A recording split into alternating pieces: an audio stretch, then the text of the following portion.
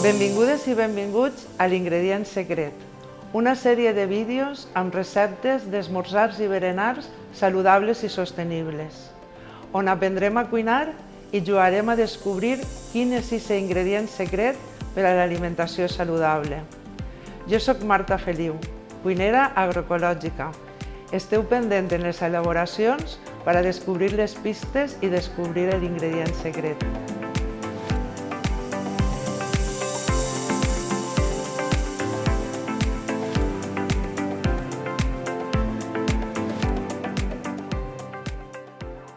La recepta que anem a fer ara és beguda d'ametlles o horchata d'ametlles.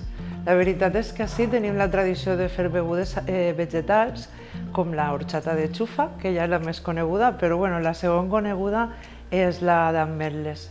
Aquestes ametlles les he tingut en remull més de 10 hores, des de nit. I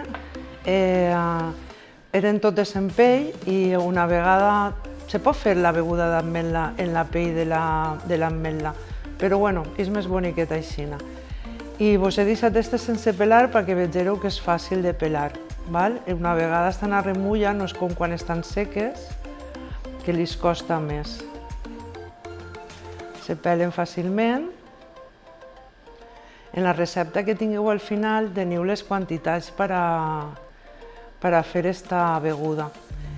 En realitat és una part d'ametlles que han estat a remulla 10 hores i després 3 vegades d'aigua. Intenteu que l'aigua siga bona de beure, que siga agradable, que no tinga sabor. I en realitat és així de fàcil. També hi ha un costum així de fer cibada, aigua de cibada, que seria en cereal, però sabem que les ametlles d'ací, que són de secà, hem de consumir-les i el cereal ens costaria més de trobar així en el nostre territori. Jo he gastat aquesta mesura d'ametlles, el que havia posat a remull. I el que faig és posar-li 3 gots més d'aigua.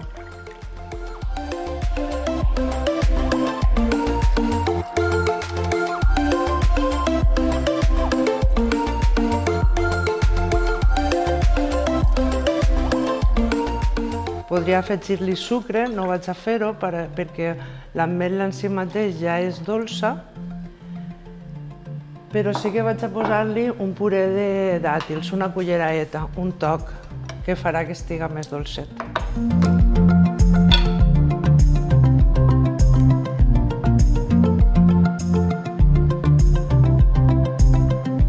I un puntet de canella.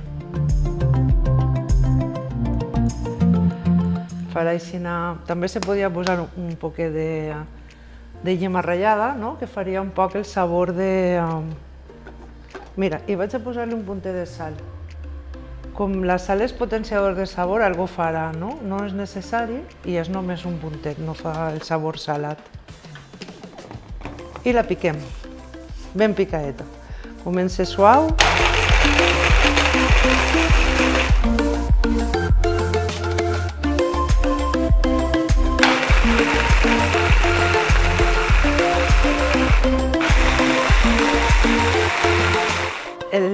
La forma de fer esta llet també se pot fer en altre tipus d'aparells, però jo he buscat la forma més casolana de fer-la.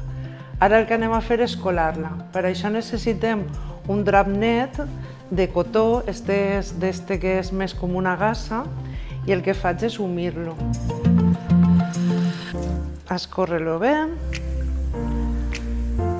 Al final del vídeo tindreu la recepta i està ben explicat, si no teniu un drap, com podeu fer-ho, com se fa doble. A veure, una primera tonga. No, va tot d'una. Agarren cuidado el drap per a que no s'isca i ja veureu que Semblaria que ja està tot colat, però encara anem a exprimir prou i serà tota.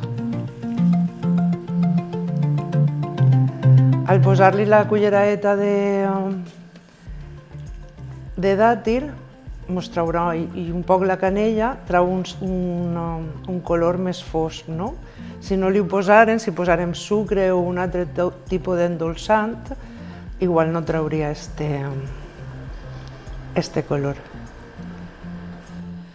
Bueno, i això que és el que sobra d'ametla, el que farem és guardar-lo en un potet perquè va servir-nos per a fer galetes.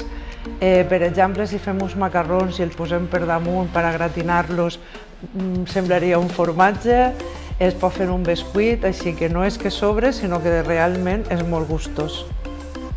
Doncs així tenim la nostra llet d'ametlles. Que té este coloret per el dàtil, o si no li haurem posat el dàtil i seria més blanqueta. I este podria ser un berenar per casa, que vos he posat ahí una llet d'ametlles i un púding de carabassa. O vaig a fer un altre berenar. En la nevera, fresqueta, una llet d'ametlles per a berenar i una poma, per anar al parc, a l'escola o el que vulgueu.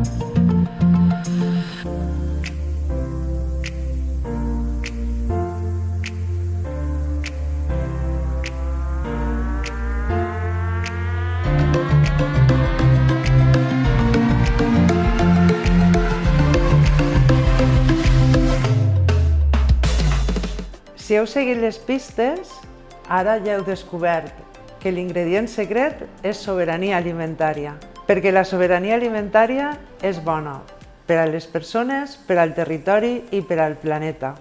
Gràcies, bon profit!